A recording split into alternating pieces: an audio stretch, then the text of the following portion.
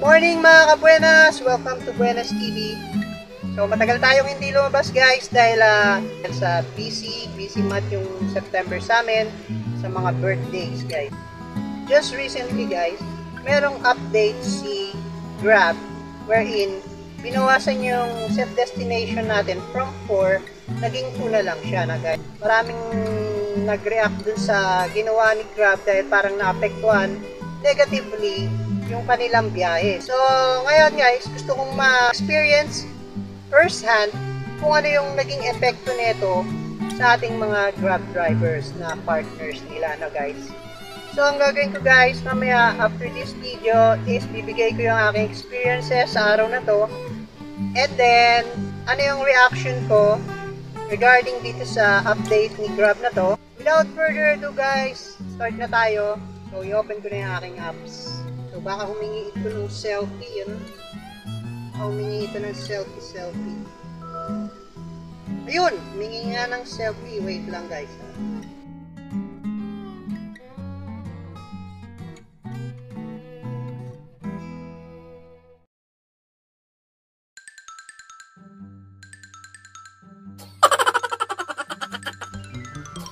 Alright. So guys, okay naman. So, waiting tayo guys sa first booking. Ayan guys, may na-receive na tayo. Consumer Care, puntang Bagong Bayan. 166 lang ito guys. Alright, punta natin. Bayan, select ka sa left side. Mura nga dito ang ice cream. Kumbaga, factory price. Kaya, kung gusto nyo guys ng ice cream na mura, from Selecta, direkta sa factory. Dito yon guys.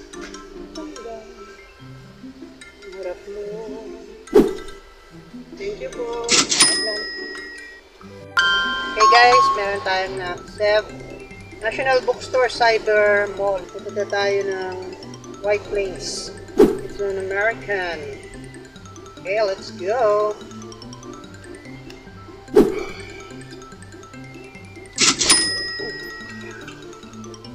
Guys, drop off tayo dito sa White Plains. Hi guys, may nabook tayo na Anytime Fitness. White Plains again. Dalawang drop off. Alright, let's go! Ulay.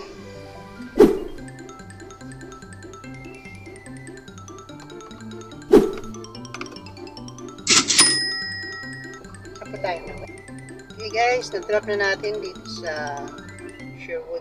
Ayan guys, may na-book tayo. Puntang Rockwell, Poblacion, Makati. Asan na? Nawala. Accept ko yun guys ah. Nawala guys. Wala ata signal dito. Ayan yun. Santa Ana, Manila. Ay, ganun. Nag-iisip pa lang ako, biglang nawawala yung bookings. At ganun. Oh, wala na naman. Ganun guys, naka-3 bookings ako dito na receive, pero lahat nawala. Hindi ko pa alam kung ano nangyayari, pero tingnan natin yung effects niya sa completion rate. 100% pa rin ako guys. So ayan guys, wala namang effect yung 3 pumasok na hindi ko na. Online tayo ulit sa Waya. Guluhan ako dun ha. Ayan, 268. Accept na yan. Okay guys, itong nabook ko, medyo malayo yung pick up. 2.5 kilometers. Tapos 268 pesos. Net yan. Papuntang Hiltuyat. Medyo malayo. Pinignan ko, naka PWD. Tignan natin kung PWD nga siya, no? Laki yung nawawala sa atin guys sa discount, no? Kasi tayo yung sumasalo ng discount ng mga pasahero natin eh. Tingin natin yung kanyang ID para makita natin kung talagang PWD siya. So wala naman tayong problema sa discount as long as deserving talaga sila. So sa mga nanonood dyan, hindi nyo lang po alam, kami po yung nag-shoulder ng inyong mga discount. Kaya guys, kung kayo ay namimeke or nagpagawa ng mga peking IDs, please lang, huwag nyo namang gawin yan. Masama yan. Babalik sa inyo ang karma. Baka mas malaki pa ang kukunin sa inyo. Or baka magkatotoo yung disability na pinepretend nyo. Kaya ingat-ingat kayo guys. Kami okay lang kami. Honest kami sa aming trabaho. Bibigay namin mga dapat para sa aming mga pasahero. Gandang serbisyo, mabilis na serbisyo at mga driver, mga gagalang na driver. Ayan kami. Pero sana, huwag nyo naman kami dayain. Be fair, no? Para everybody happy. No hate, no? Just love and fairness. Alright? So, malapit na tayo guys. Mga 900 meters na lang. May ID po sila.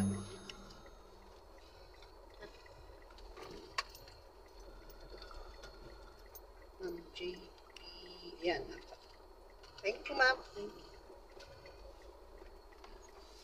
Signal, ma'am. Thank you. So guys, may na-accept tayo. Ay, meron tayong bookings. Accept natin to. La Paz Center, Salcedo Street. Okay, puntahan ko muna to guys. Ng dalawang daanan sa kaliwa upang pumaliwa sa Paseo de Rojas. Okay ma'am, thank you very much. Okay guys, drop off dito sa South of Market. Kain muna ako guys, tinapay. Ano to? Burger bun, nilagyan ko lang ng butter. Galing sa bahay, inuwi. Binaong ko na lang guys. Wala tayong tanghalian pa. Siguro pag nagutom na lang tayo ulit. Baka napapansin nyo lagi akong umunguya guys. Totoo yun. Madalas ako antukin kapag nagda-drive. Yung umunguya ako walang tinapay. Ano yun? Chewing gum yun guys. Bumili rin ako minsan yung local natin chewing gum. Ay cool. Dami na. Isa sa way ko para matanggal yung antok ko is yan, mag-chew ako ng gum. So guys, ganda pa tayo ngayon. Anong oras na? 2:21, 1078. Okay, rolling pa tayo. Kadalasan naman guys, kasi hindi ko rin nagagamit yung set destiny ko talaga. Nagagamit ko lang yung set destination ko kapag kunwari napunta ako ng malalayo. Like, pinakamalayo ko na is sa Parañaque guys. So ayoko na syempre lalayo pa kaysa sa Parañaque o Cavite. Ayaw pumunta ng Las Piñas, di ba guys? Kaya, ang option ko is to use my set desti. Papunta naman ng east. Kasi taga-east ako eh. Nagagamit ko rin yung set desti ko kapag gabi na. Medyo gabi-gabi na. Guys, natatakot din ako sa mga aberya. Like, kunwari, may biglaan na siraan, tapos nasa malayo pang lugar. Tayo, Allen Shovel Integrated School. Dito lang yan sa Kapitolyo. Then, papuntang Taguig. Okay, so punta natin.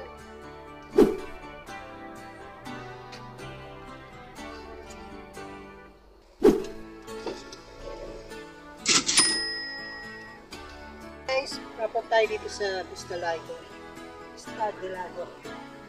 Taguig. Guys, meron tayong booking. Fisher Mall to Quezon City. So, puntahan na natin ito guys.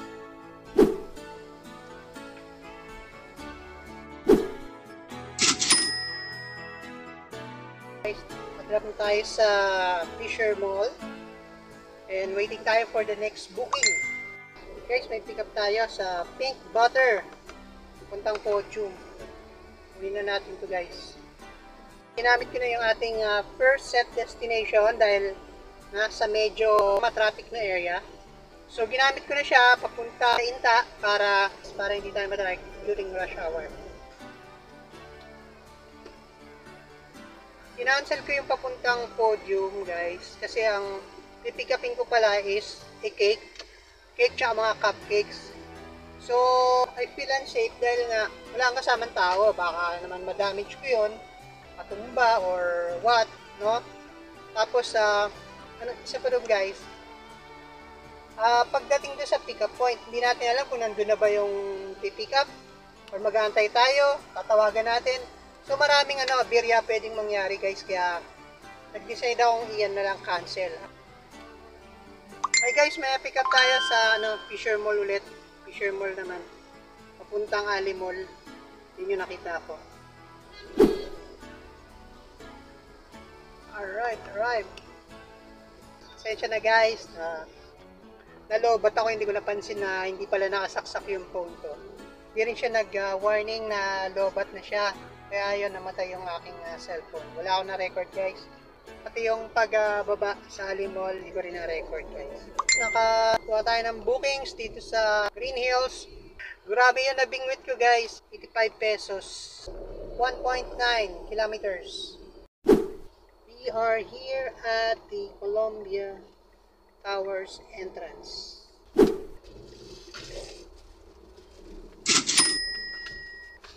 Book tayo guys pag drop natin dito sa Corinthians. Nakakuha tayo pick up sa Robinson's Galleria papuntang P. Gomez, Mandaluyong. Grabe traffic guys dito sa papuntang Galleria Grabe naman ito guys. Nagugutom na ako. Guys, wala pang panangalian. Sana yung customer ko merong tapos share sila sa akin. Tapos ay kuya ba gusto mo sobra. Sana merong ganun no. Yung madidetect nila na gutom na yung driver. Tapos kusa silang magbibigay. Yung mararamdaman nila, ay gutom na yung driver, kawawa naman. Ay, how I wish in my dreams. In my dreams, guys. Tapos dito sa Mandaluyong, 290, 300. Alright. 2,303. Alright. Naka 2,303 na tayo. 10 bookings. So yun guys, nakapag-book tayo. Black Scoops. Show Wakwak. Papuntang Banag. Pineda. Pasig City. 166 guys. Alright guys. Okay guys, drop off tayo dito sa Pineda. And naubos na yung set destination ko, yung first batch. Siguro magbe-break time muna kami ni Wine ng sasakyan ko. Kasi 9 hours na siya tumatakbo. Ako naman, 9 hours nang nagda-drive. A few moments later. So nagpahinga lang ako, 30 minutes, kumain lang ako.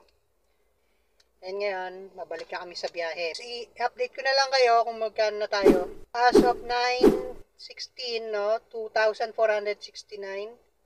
Meron tayong 11 bookings. And tutuloy tayo ngayon, pero nakaset destiny na lang tayo. Nakarating ka na sa iyong destinasyon. Good evening po, Ma'am Kate po. Okay, touchdown. Thank you po, ma'am. Tayo, ang SM Mega Mall, Building B, Supermarket. Punta, Angel's Burger, A. Mabini.